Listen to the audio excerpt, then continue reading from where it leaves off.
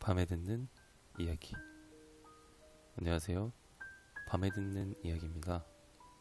오늘의 이야기는 얼어붙은 땅 프렐류드와 어린 여왕 애쉬의 이야기입니다. 그러면 오늘의 이야기 시작하겠습니다. 프렐류드는 혹독하고 가차없는 기후의 땅입니다. 이곳 주민들은 태어날 때부터 전사이며 극악의 환경 속에서 살아남아야 합니다. 긍지와 독립심이 대단한 이곳 사람들은 발로란 전역의 이웃들로부터 질서 없고 거칠고 야만적이라 불리곤 합니다. 그러나 이것은 프렐류드의 문화를 창조한 고대 전통을 이해하지 못한 데서 생긴 편견입니다. 수천 년 전 세 자매 아바로사, 세릴다, 리산드라 사이의 동맹이 룬테라 전체를 소리 없이 위협한 전쟁으로 인해 깨졌습니다. 이로 인해 북쪽 땅은 혼돈과 끝날 줄 모르는 겨울에 잠식되었습니다. 이제는 혹독한 불과 얼음에 영향을 받지 않는 필멸자들만이 프렐류드를 이끌 운명 혹은 자격이 있다고 여겨집니다. 서리방패의 부단한 노력에도 불구하고 고대 신들과 수수께끼의 설인, 잠들지 못하는 정령 주술사의 신화와 전설은 사라지지 않았습니다. 겨울 발톱 부족 약탈자들은 남쪽으로 데마시아, 동쪽으로 녹서스의 국경을 침범하며 해가 갈수록 세력을 넓혀가고 있습니다.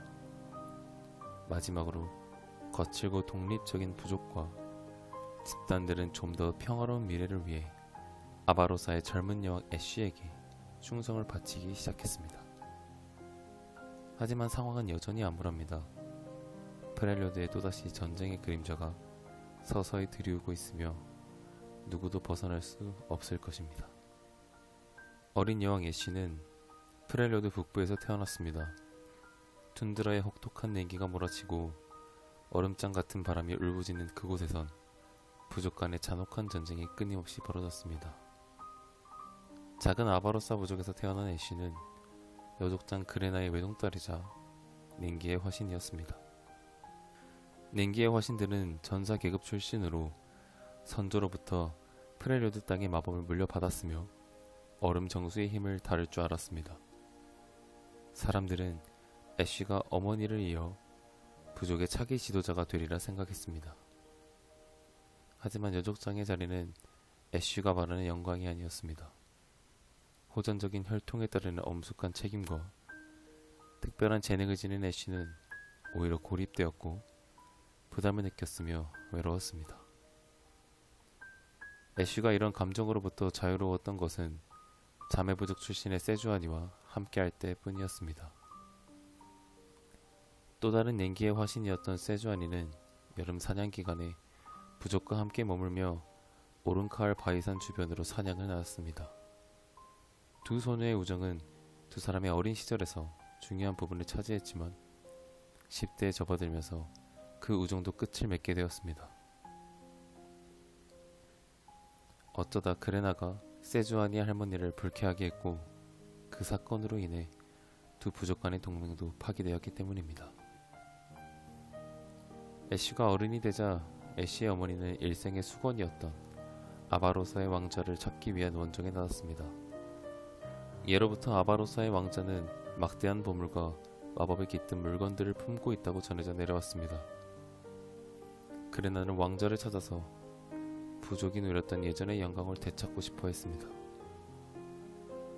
예언과 전설을 신봉했던 그레나는 위험한 일도 마다하지 않았습니다.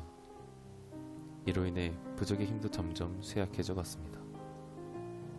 결국 다른 부족의 영토에 위험하고 불필요한 침략을 감행했던 그레나는 죽음을 맞이했습니다. 부족민 대부분이 전사했고 갑작스럽게 어머니를 여윈 애쉬는 쫓기는 신세가 되었습니다. 혼자서 적으로부터 도망치던 애쉬는 어머니가 남긴 마지막 지도를 따라 외딴 빙하가 있는 곳으로 갔습니다. 아바로사의 무덤이라고 알려진 곳이었습니다. 그곳에서 애쉬는 아바로사가 남긴 얼음 정수의 활을 손에 넣었습니다. 애쉬는 얼음 정수의 활로 어머니의 원수를 갚은 뒤 서쪽으로 향했습니다. 애쉬는 서쪽에서 온기가 필요한 자들로 이루어진 부족들을 만났습니다. 의무감이 들어서인지 아니면 외로워서인지 애쉬는 뿔뿔이 흩어진 여러 부족들을 보호하면서 명성을 얻었습니다. 애쉬가 이들을 관습에 따라 노예로 삼지 않고 부족의 새로운 일원으로 받아들이면서 애쉬의 명성은 날이 갈수록 높아졌습니다.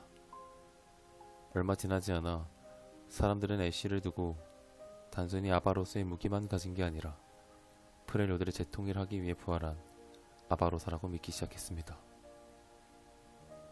하지만 아무리 듣기 좋은 말로도 굶주린 배를 채울 수는 없었습니다.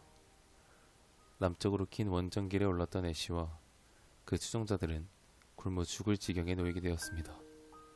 결국 애쉬는 자신을 둘러싼 소문을 이용해 막강한 힘과 넓은 영토를 가진 남부 부족들을 규합했습니다. 그리고 인근 왕국들에 맞먹는 강력한 나라를 건설하겠다고 약속했습니다. 새로운 동맹은 새로운 위험을 몰고 왔습니다. 애쉬는 어느새 정치적 갈등의 중심에 서 있었습니다. 프렐료드의 여족장은 혼인을 하는 것이 관례였는데 만약 애쉬가 한 부족의 남자와 혼인하면 다른 강대 부족들의 분노를 살 수 있었기 때문입니다. 남편을 여러 명 둘 수도 있었지만 이 역시 남편들 간의 갈등으로 이어질 수 있었습니다. 둘 중 무엇을 선택하든 피를 볼 수밖에 없었고 이는 곧 애쉬가 힘겹게 결성한 부족 동맹의 해체를 의미했습니다. 애쉬의 선택은 산골 부족 출신의 가난한 방랑자 트린다미어였습니다. 트린다미어의 부족에는 소수의 생존자만 남아 있었습니다. 트린다미어는 정령 주술사도 아니었고 자연의 힘을 다룰 줄도 몰랐지만 애쉬가 새로 세운 수도에 도착하자마자 결투장이란 결투장은 전부 찾아다니며 싸움을 했습니다. 트린다미어는 굶주린 부족민들을 위해서 제멋대로 하지만 필사적으로 싸웠습니다.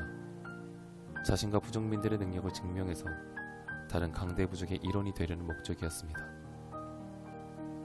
하지만 트린다미어의 잔혹한 전투 방식과 놀라운 생존력은 프렐료드인마저 동요할 정도였으며 심지어는 그가 흑마술에 걸린 것이 아니냐는 소문까지 돌았습니다.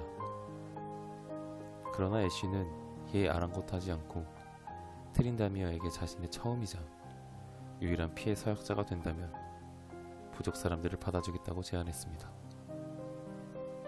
트린다미어는 마지못해 애쉬의 제안을 받아들였습니다. 정략적인 결혼이었지만 두 사람은 서로에게 끌리기 시작했고 결국 두 사이에 진정한 사랑이 싹텄습니다. 이제 애쉬는 몇 세대 만에 처음으로 구성된 프렐료드 부족연합의 수장이 되었습니다. 하지만 애쉬가 이끌어낸 동맹은 때로운 평화에 기반하고 있었습니다. 평화를 위협하는 요소는 다양했습니다. 동맹 내부의 권모술수, 외서의 위협, 포악한 겨울 발톱 부족의 성장, 그리고 애쉬가 믿는 척이라도 해야 하는 바로 그 운명까지. 오늘의 이야기는 여기까지입니다. 다음 이야기는 앞서 언급되었던 세주아니와 트린다미어의 이야기입니다. 그러면 다음 이야기로 찾아뵙도록 하겠습니다. 시청해주셔서 감사합니다.